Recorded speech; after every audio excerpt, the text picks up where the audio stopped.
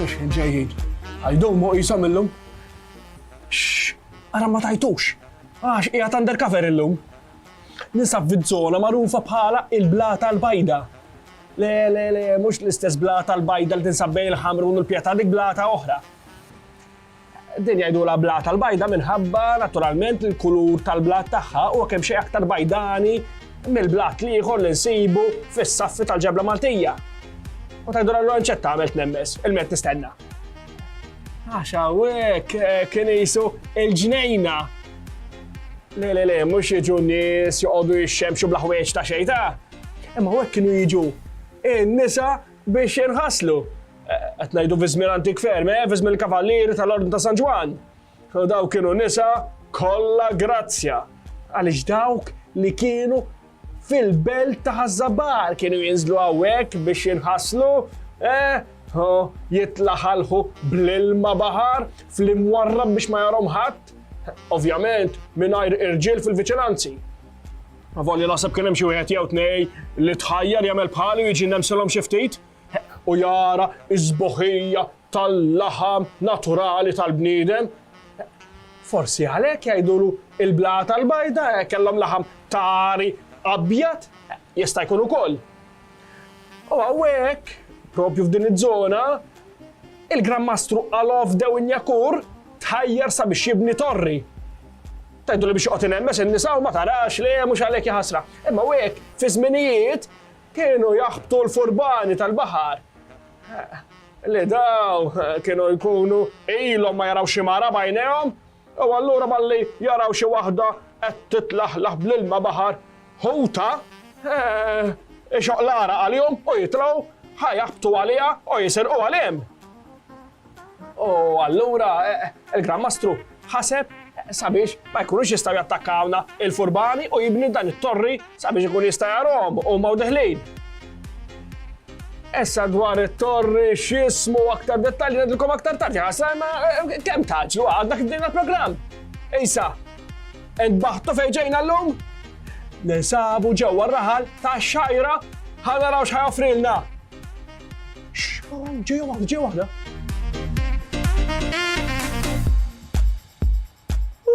Kemm kara? Le, ħjar ma nara xejn, għax ma tal-labtit. Tittara inti ħallihulek hawn f'idejk.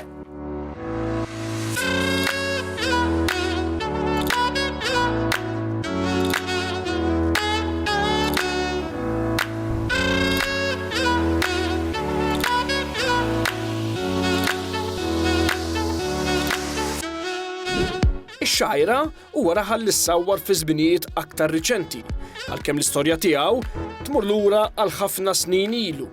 U għal ħafna żmien kien marbut ħaġa waħda mal-belt qariba ta' Ħażabbar.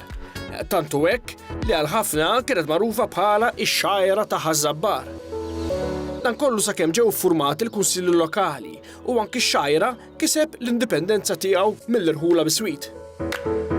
Din il-lokalità bdiet tikber aktar tul is-snin u fejn qabel kienet l-aktar infittxa minn mirriet li jkollu residenza sajfija sabiex jaqta' ftit mir-ritmu tal-belt urbana b'diversi djar mibnija biss bħala villaġġatura, illum dan ir-raħal qiegħed jespandi bil-kbir b'ħafna bini modern li qiegħed jinbena fih danu sabiex jospita familji sħaħ li għażlu li joqgħodu ġewwa dan ir-raħal marittimu bħala residenza permanenti.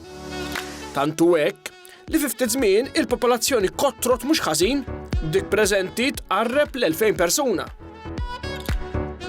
L-isem ta' dan ir-raħal hemm min jinterpretah b'modi differenti. Kif diġà għedna, dan ir-raħal dejjem kien marbut mal-qarib Żabbar, tant li anke ismu aktar x'għandu rabta miegħu u sabiex wieħed jifhmu irid jevalwa l-isem Żabbari. Żabbar ġej mit-terminu ta' bniedem agrikolu, il-bidwi, li jiżbor jew jaqta' skuk jew ħaxix li mhuwiex meħtieġ f'siġra jew pjanta. Għaldaqstant, wieħed jassumi li l-art ta' Żabbar kienet waħda maħduma, diversi eliqi li kienu jagħtu l-frott. Il-kelma xagħri tfisser art li mhix maħduma. Dan jista' jkun minħabba li l-art mhix adattata għaliex tista' tkun ramlija u infertili. Ix-xajra għaldaqstant hija żona ta' Żabbar li ma kienx maħduma u bekk il-ħaxix tagħha ma kienx jagħti frott. Fil-każ tax-xajra, fattur ieħor li l-art ma kienx tiġi maħduma fi żmien huwa wkoll l-attakki tal-furbani tal-baħar li kienu jitilgħu max-xatt u jaqbżu fuq in-nies li kienu jsibu fil-viċinanzi. Hemm min isostni li l-isem tax-xajra ingħata għax-xajr, il-qamħ, minħabba li kien hemm diversi kampijiet tal-qamħ fl-inħawi. Dan jiġdu wkoll l-istemma antika tar-raħal bit-tliet qamħiet fuqha.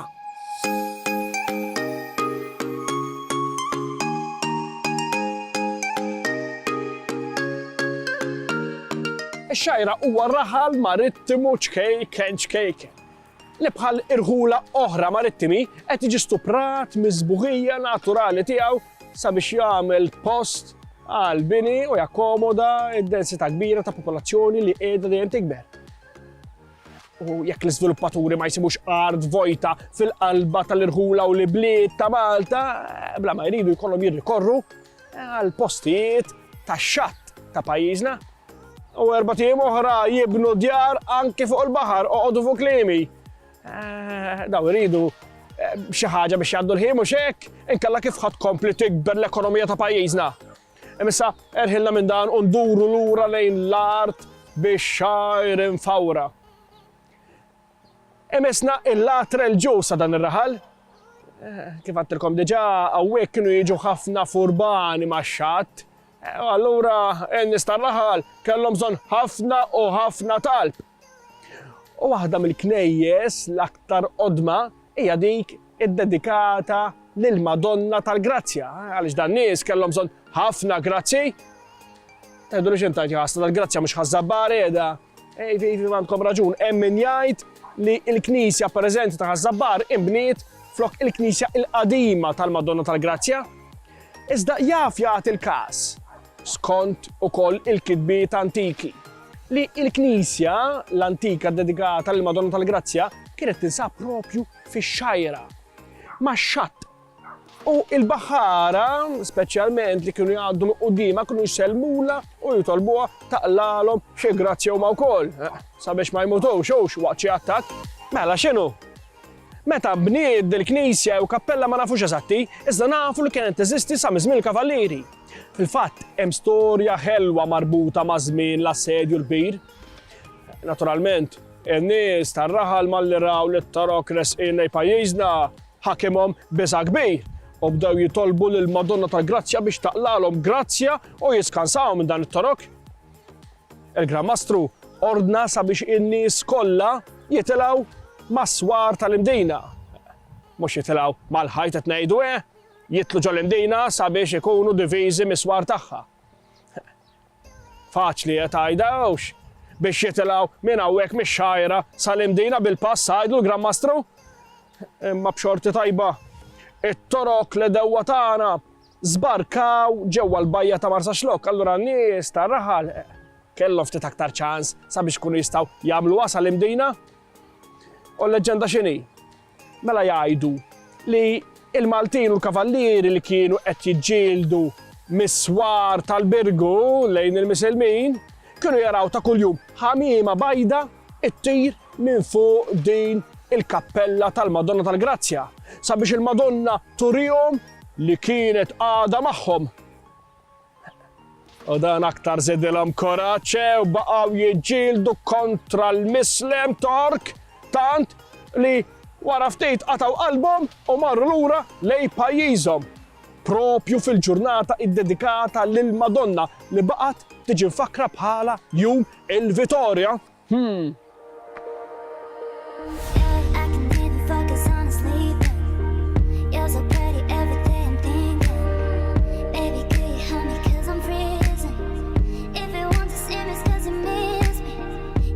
Monsinjur Pietru Dusina, fil-vista pastorali tiegħu li għamel ġewwa Malta, mibgħut mill-Vatikan sabiex iħejji rapport dwar l-knejjes u l-kappelli Maltin, isemmi wkoll ir-raħal ta' Żabbar bl-imqades li kellu ġoħdanu. Fost diversi kappelli li huwa jsemmi, Monsinjur Dusina jagħmel referenza għal din il-kappella iddedikata lil Santa Marija tal-Grazzja. Huwa jgħid li din il-Knisja kienet miżmuma tajjeb ħafna u kellha qima kbira, speċjalment minn diversi devoti tal-Madonna li kienu jiġu jinvistaw din il-kappella minn Malta kollha. Tant li kienu jsiru ħafna wedi mill-istess nies. Il-jum tal-Erba' b'mod speċjali kienu wieħed li baqa' jiġi mfakkar u diversi nies kienu jattendu għat-tliet quddisiet li kienu jiġu ċelebrati f'din il-ġurnata. Fir-rapport tiegħu, Dusina jsemmi li din il-kappella kellha artal wieħed u bibien tal-injam. Iżda la kellha rettur li jieħu ħsiebha u lanqas renta jew ħwejjeġ oħra li jeħtieġu sabiex ikun hemm fondi biżżejjed biex ma tniruha.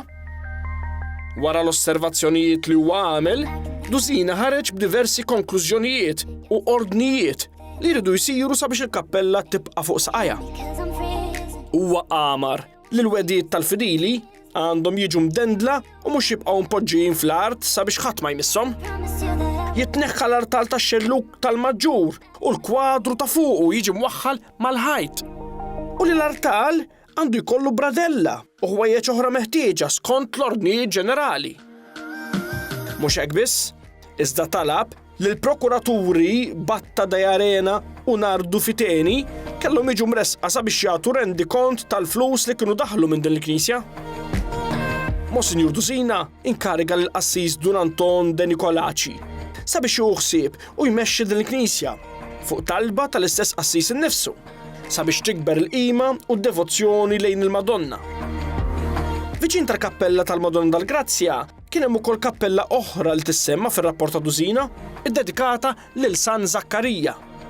Din kienet iġġarfet u Dusina talab li tiġi profanata skont il-Konċilju ta' Trentu biex ma jsir l-ebda quddis ieħor jew xi tip ta' sagrament fiha.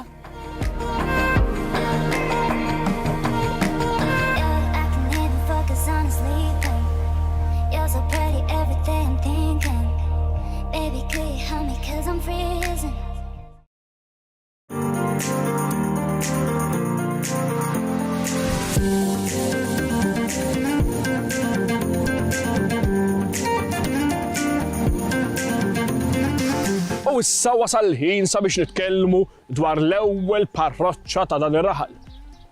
Ix-xajra middejjem kien jifforma parti minn Ħażabbar, allura l data tal-aħħar ma nistgħux iħalluh barra, inkella jieħu għalih mhux hekk.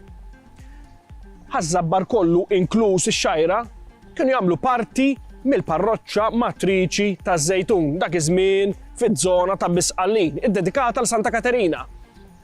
Għal min segwa l-programmi ta' qabel, forsi tiftakru li tkellimna dwarha. L-Isqof Gargallo kien diġà beda jifreċ irħula u jagħmilhom parroċċi, u meta laħaq l-Isqof Baldassare Kaljares warajh kompla fuq dak ix-xogħol ta' qablu. Allura n-nies tal-lokal malli bdew jaraw l-irħula tal-madwar fosthom ħalsaf fil-imqabba u ħall-Kirkop jiksbu l-indipendenza tagħhom, tħajru għamlu l-istess. Aktar u aktar meta laħaq Isqof ġdid, Kaljares, li kien Malti wara kważi 200 sena ta' isfijiet barranin. Orna xielhom għaliex l-Isqof Kaljares iddikjarhom bħala parroċċa indipendenti fit-23 ta' Diċembru tal-1615. U tal-Isqof sema mill-parir ta' Monsignor Dozina u ma laħħaqx parroċċa il-Knisja ewlenija tar-Raħal li kienet dik ta' San Ġagbu li kienet tinsab ġol Pjazza Ħażabar, iżda laħħaq parroċċa il-Knisja tal-Madonna tal-Grazzja. Għaliex Dozina tant faħħara u tagħtitli u ritli min jindukra sew. Minħabba li kienet ġib ħafna devoti li għamillu ftit pressure biex il-parroċċa tilħaq u mhux dik ta' San Ġagbu. Dan jikkonferma kemm il-Knisja eżistenti ta' Ħażabar dedikata l-istess Madonna tal-Grazzja ma nbnietx fuq l-istess lok ta' dik il-qadima. Għaliex il-Knisja l-qadima dedikata l-Madonna tal-Grazzja baqgħet parroċċa sakemm ittieħdilha titlu minn dik il-ġdida li bniet fl-1696. L-Isqof Kaljares kien jibża jirfes xi kallu ta' xi ħadd, u allura ħalla id-drittijiet kollha lill-kappillan tal-parroċċa Matriċ taż-Żejtun Dun Matteo Burlo fuq ir-Raħal ta' Ħażabar. Bħala l-ewwel kappillan ta' din il-parroċċa l-ġdida inħatar Dunanċ Pontremoli li kien jaħbad il-kuġin tal-istess Isqof. Direct order kien dan, ħbieb tal-ħbieb. Mhux tal-li hekk, tal-li ħallilu paga fis-sena pensjoni sabiex joħsib il-Knisja. Apparti il-ġbir mingħand il-fedili, qed ngħidu. Huma fedili kienu, imma l-kappillan ma tantx wisq.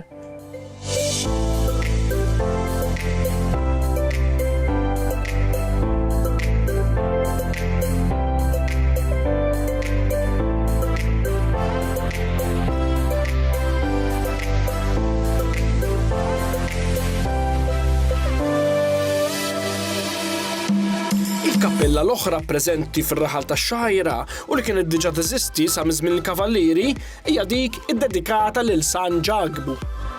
Din il-kappella wkoll ħadd ma jaf b'mod preċiż meta setgħet inbniet, issa kienet il-Knisja prinċipali tar-Raħal ta' Ħażabar li kienet tinsab fejn illum hemm il-Pjazza ta' San Ġagbu. Skont ir-rapport ta' Monsinjur Pietru Dozina, din il-Knisja ta' San Ġagbu kellha madwar 60 dar li kellhom x'jaqsmu magħha u kienet kbira biżżejjed u miżmuma tajjeb ħafna. Għandha kwadru prinċipali bibien tal-injam u ċċangjata. Iżda Dozina bħalma kiteb fuq il-Knisja tal-Madonna tal-Grazzja, anke hawnhekk ra li kien hemm diversi nuqqasijiet. Fost dawn ra li lanqas hawn ma kien hemm rettur sabiex joħsiba, ma kellix renta biex kunu jistgħu jiġbru l-fondi u kienet nieqsa minn ħwejjeġ oħra meħtieġa. Il-persuna li kienet tuħseb il-Knisja kien Nardu Għaxaq li kellu l-art tiegħu fiż-żona magħrufa bħala ta' Mugea. Dan Nardu kellu dmir li juħsib li f'jum il-festa iġib saċerdot sabiex iqaddes il-quddies u jagħmel l-għasar, li jixel il-lampir fil-ġrant kollha tal-festi u li jmantni lill-qassis u l-foqra kif dejjem għamel mill-aħjar li seta'.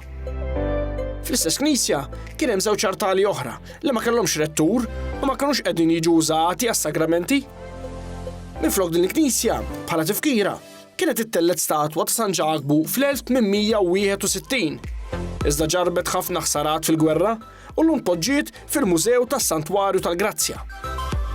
Il-Knisja preżenti ta' San Ġagbu imbniet fit-30 ta' Lulju tal-1933 bl-ewwel ġebla titpoġġa mill-Isqof Dun Mawru Karwana.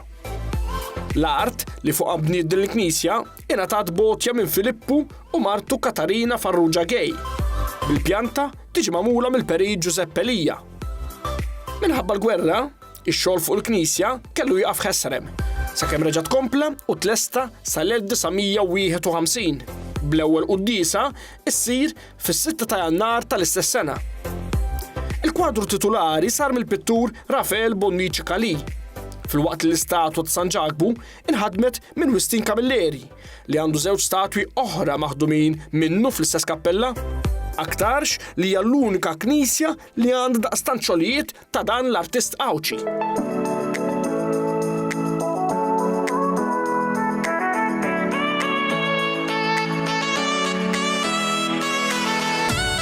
Interessanti, jowx? Mela ħana għajdilkom storja verament interessanti jiena fuq il-Knisja tal-Grazzja. Għaliex vera li kienet taqla grazzi kbar. L-ordni tal-Kavallieri ta' San Ġwan kienu l-armata tal-Knisja Kattolika u kienu jiġġieldu qatta bla ħabel kontra l-Misilmin ta' kontrina. Esom kelbu qattus biex niftehmu. U taħsbux li l-Misilmin biss kienu jaqtu għalina, għax il-Kavallieri ma danx kienu mill-ħelwin. Mela, ġara li kien hemm xi għajdut li l-Misilmin kienu se attakkawna lilna u anke l-sqallija ftit il-bot. U allura l-Kavallieri lestew għal-ġlied, sabiex ma jsibunix impreparati. U allura batu xi iċfna f'Messina sqallija u lestew ukoll l-armata maxtut Maltin. Iżda għadda żmien, minn dan ma sar xejn. Bħalma jgħidu jekk il-muntanja ma tmurx għand Mawmettu, x'jagħmel Mawmettu? Imorru għand il-muntanja, mhux hekk? Allura l-Kavallieri saru jafu li l-Misilmin kienu qegħdin lejn Ċipru. U allura batu xi iċfna hemmhekk sabiex jilmħuhom u jtuhom damdima nobis. Iżda minn dan ma seħħ xejn. Iżda darba minnhom kien hemm ċertu wieħed kavallier, Giovanni Girolamo de Galean Castelnuovo, li kien qed imexxi ġifen tal-Kavallier ta' San Ġwan 90 baħri fuqu. U nċerta li rab xi iċfna tal-edewwa Misilmin ġejjin minn Rodi, l-art li kienu għadhom kif ħadu minn idej il-Kavallieri. Kollox kien hemm 8 iċfna tal-edewwa li ċirkondaw il-ġifen nisrani, li ma nafx jekk kienx tagħmmet jew le, iżda b'kuraġġ kbir u anke għall-ammont ta' munizzjon li ħelal fuqhom. Il-Kavallier Giovanni irnexxielu ibeżza lit-torok u rħewla lura lejn artom.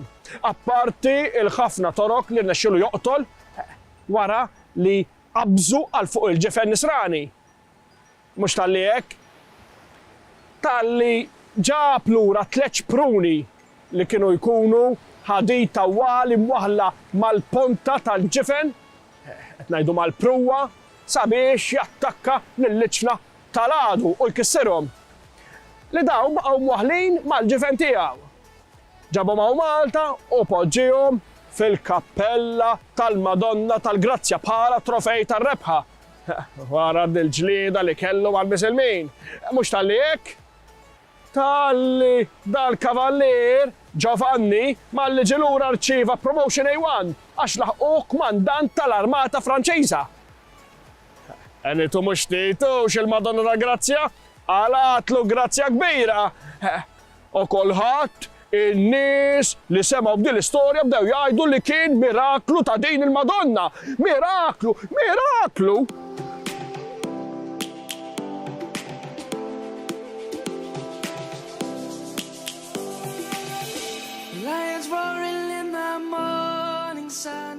Il-Gran Mastru Njakur, sabiex jipproteġi l-pajjiż, ħaseb li jibni diversi torrijiet oħra għad-difiża. Fosthom kien hemm it-torri f'Kemuna u warajh inbena torri fix-xajra magħruf bħala Torri ta' Santa Marija tal-Grazzja, propju għal il-kappella. Skont il-kittib, il-Kavallier Fra Giovanni Francesco Abela, li kien viċi kanċellier tal-Ordni, fil-ktib tiegħu della Deskrizzjoni di Malta, jgħid li l-Kappella tal-Grazzja kienet tinsab fit-Torri ta' Santa Marija tal-Grazzja li nbena. Dan it-torri kien l-aħħar wieħed minn 6 li bena l-Gran Mastru Njakur, magħruf ukoll bħala it-Torri tal-Bla tal-Bajda, minħabba żona li kien mibni fiha fuq l-art ta' Giorgio Mamo, li aktar tard bena Torri Mamo f'Witilajn għall-familja tiegħu. It-torri nbena fl-1620 u ġie jiswa inqas minn 5,000 skut.